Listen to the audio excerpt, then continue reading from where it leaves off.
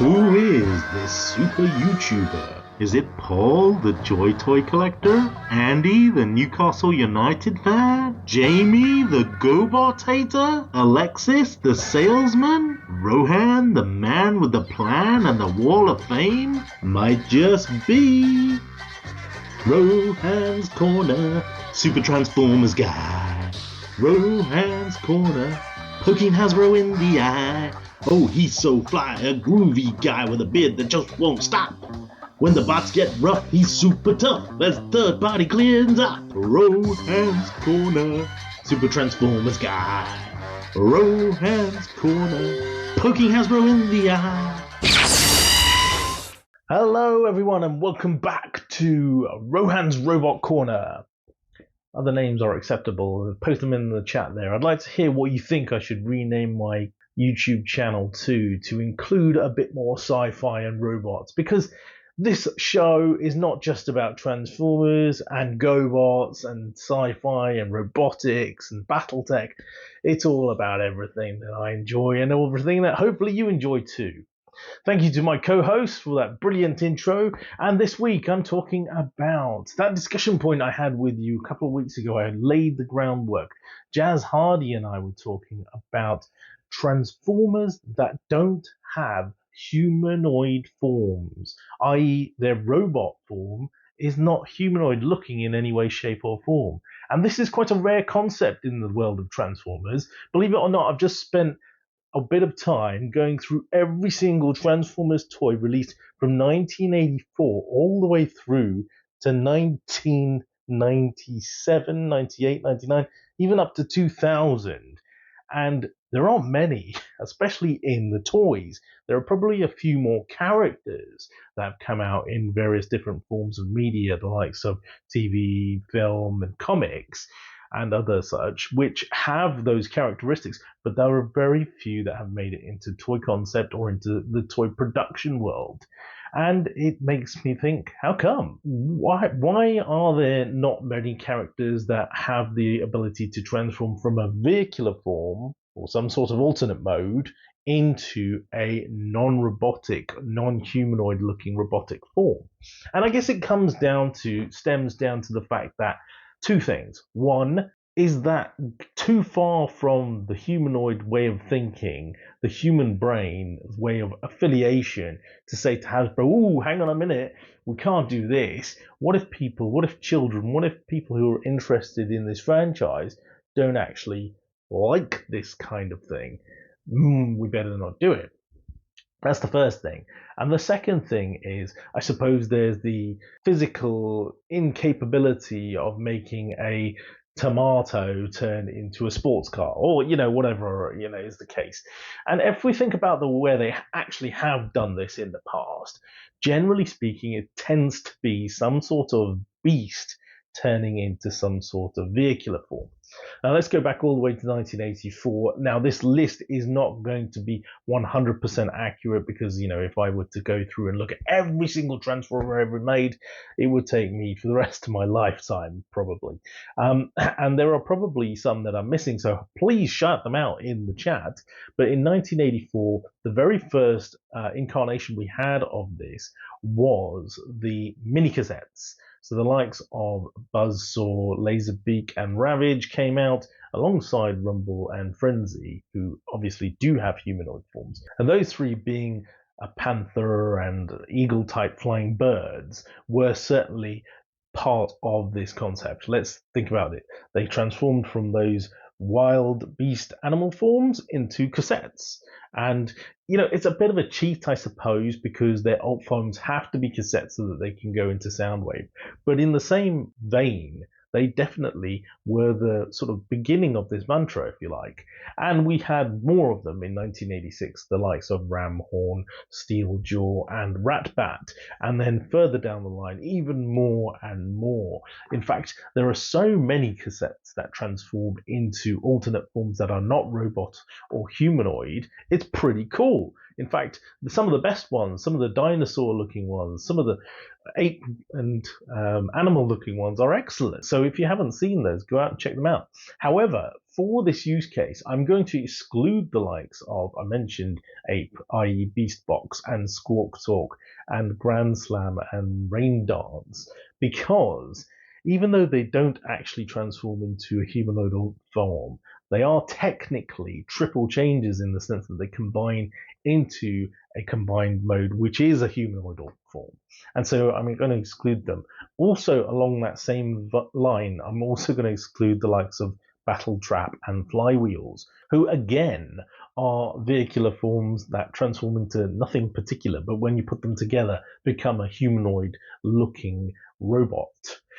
And so, what other characters have we had down the lines? And I'm not going for really obscure characters because I think there will probably be a few really obscure characters that I'm going to miss. Deceptitran. He's not really a humanoid form. It kind of is. He's got a face and he's got multiple arms, but he's only in one episode. He's not really a character that everybody knows and loves. And also, he's sort of never had a toy, etc., etc., etc. But I suppose, in your face, let's look at Transformers the movie, 1986, and we had the Quintessons. Obviously, they don't transform per se, but they also don't have any kind of humanoid form. And I guess this comes down to the fact that they wanted some sort of sinister-looking, evil-looking robotoid thing to be the main protagonist of the film, well, alongside Unicron, who's a massive planet who transforms into, you got it, a robot or humanoid form, as well as the Sharkticons, surprisingly enough, also Nors and Alicons and Bailiffs, they all transform into robot humanoid forms, which is kind of upsetting in a way, but I mean, I love their old modes, so that's cool. And we don't see them in their robot modes too often, I guess. Maybe more so the Alicons. And then in 1987, in the Japanese Headmasters toy line, we actually saw a couple of Headmasters who, instead of transforming into just little robots who turned into a head, they were actually animals or beasts that turned into heads. So you had the likes of Leon or Lion, Shuffler, who was a elephant, and Trizer, who was some sort of wildcat, and they were pretty cool. We don't get them very much over here in the UK or in America, but they are something different. And again, it's that small size concept of something that transforms from an alt mode, which in these cases are some sort of beast mode, into a one particular thing. When the cassettes, it was cassettes, and then into these is into headmasters or heads for some of the headmasters. And just while we're talking about it, in the 80s, there were other robot-based franchises. The ones you all love and know, the GoBots had some of these in their ranks too. The likes of Zod, who didn't transform but was a big sort of dragony type beast, and Scales, who did transform from a vehicular car into, again, a kind of a scaly monster. And also the Rock Gnarlies in the Rock Lords, who were basically little rock elephant pig things with lots of hair.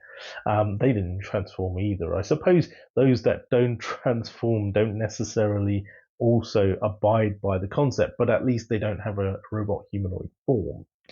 And then I went through and scoured all the various different Transformers lines as much as I could, and there was only one other line that really stood out to me as having tried to push the boat out, tried to make this concept more prominent in the line, and that was RID 2015, the one where Bumblebee leads the Autobots on Earth to capture all the prisoners of the Alchemor who have escaped. This series is great for a couple of reasons. One, because Megatron is nowhere to be seen, and we've got Steeljaw leading the Decepticons in the first series. The introduction of Megatronus and other characters who have not been in it before. Optimus Prime taking more of a mentorship role, and Bumblebee funneling his way through trying to lead the Autobots. And some great new characters, as we've talked about in the past, Strong Arm and even Sideswipe coming back into the forefront, and Drift and the likes. But there are a couple of Decepticons in this series who don't have robot humanoid forms,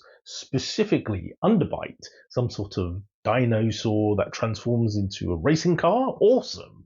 And then Springload, who is a frog, a green frog that also transforms into a vehicular mode.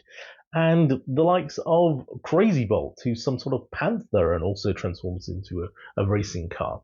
And you had the likes of Quillfire, who was some sort of porcupine type character who transformed into an SUV. Unfortunately, in the cartoon, he looks more like a porcupine. In his toy, he looks more like a robot. And this was the case with a lot of the Ankh-Morpork escapees. Some of them, like Bisk, had forms that, didn't particularly look like they were robotoid forms in the cartoon. But then when it came to the toy, they were. The likes of Clawjaw and the likes. So, that's my take on it. We've obviously got other characters in there that have been missed out. The likes of Skylynx and Trypticon are the two main ones in Transformers Generation 1, Season 3, Season 4, where they have definitely not got any kind of robotoid form. I mean, Skylynx is kind of cool in the sense that the Lynx element could pass for that kind of feature, and I suppose in Season 3 as well we have the likes of Grimlock, who hardly transforms, kind of giving him that aesthetic. But other than those few characters, there have been very, very few further. And it's a bit surprising considering we had the entire Beast Wars, the entire Beast Machines series without this kind of concept in there. It is a bit mind-boggling. I think there is room within the Transformers franchise to have more characters who do not have humanoid-based robot forms, or just go from a beast or some other form of looking creature into a alt mode. And I do appreciate that it would be tricky to make toys of these things, but even in the movies, they kind of tried to do this with the Dreads. If you look at their toys, they have robot modes and they have a standing sort of look. But if you look at some of their concept art, they've got these sort of hunched kind of beastie type creatures who transform into the SUVs that attack Ironhide and the likes. And so, again, with these nameless, faceless, evil characters that they're trying to create on the live action movies, why couldn't they have given us some of these weird looking out there Decepticons? Because that would have been kind of nice to have something different rather than just there's another big brute robot. Yeah. Anywho, let us know your thoughts here on the show. And before we go, we've got another installment of your favorite reading of Dinobot War. And when we left you last, if you tell them you can help them in their mission, turn to page 41. Or if you wish to leave them right now, turn to page 40. The majority of the votes were for page 41. Who would have guessed? So, page 41. Grimlock himself explains to you why they have gathered here. Somehow, the Decepticons, Ravage and Laserbeak, have come here out of the future. I suspect they have arrived with you. They have the power to disguise themselves as cassettes, so you may not even have noticed them. What are they after, you ask? Not far from here is a spot where our spaceship, the Ark, crash-landed on Earth. All the Transformers, Autobots, and Decepticons lie asleep within, will not waken for millions of years. We suspect that Ravage and Laserbeak hope to find the Ark and destroy all the Autobots while they lie helpless. Talk about stealing from the Beast Wars storyline. I mean, maybe they stole from this book, hey? Anyway, this talk of spaceships reminds you of the saucer that you saw in Disneyland. Could it have anything to do with the Ark? You tell the Dinobots everything that happened to you. Turn to page 58.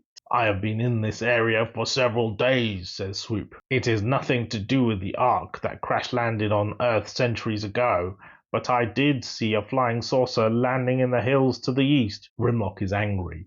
Why didn't you report this earlier? As I said, it was nothing to do with the Ark, Swoop replies. Still, we must investigate. Wherever this saucer comes from, its owners have the power to travel in time. It was their device, unearthed after millions of years, that brought our friend here. Come, rapidly transforming into their saurian forms, the Dinobots hurry after their leader. After an hour or so, you begin to reach higher ground. The ground is drier and sunlight pierces through the mist. Snarl grows stronger as his solar panels draw energy from the light. Suddenly, a real dinosaur, a Triceratops stomps from underneath the growth right in front of you. You give a yelp and scramble back towards the Dinobot. Hey, a Triceratops, says Sludge. It's a dead ringer for you, Slag. Dead will be, it's all right, replies Slag. A sheet of hot flame shoots out from his mouth. You expect to hear the Triceratops roar in pain as it's engulfed, but the flame doesn't seem to bother it. Real dinosaurs became extinct millions of years ago, cries out Swoop. Chortling, he flies through the air at the Triceratops as if it wasn't there. You notice a scene projector hidden behind the bushes. As you pass in front of it, the Triceratops disappears. It's just a hologram. An illusion, grunts Snarl. Somebody's trying to scare off unwelcome visitors. He walks right through the holographic image. You reach out and turn the projector off. See? Swoops calls out from above. The flying saucer came down in that cave there. You survey the cave entrance. It is too low for the huge Dinobots to enter, but if you go in, you must go in alone. If you offer to enter the cave on your own, turn to page 60. If you refuse to go in, turn to page 62. Well, I think we know where this is going. Anywho, I hope you've enjoyed this episode of Rohan's Corner. Let us know which page you'd like to move to in the future, and I hope to catch you again on next week's show. That's it from me. Back to the studio. Transformers, Rohan's in disguise.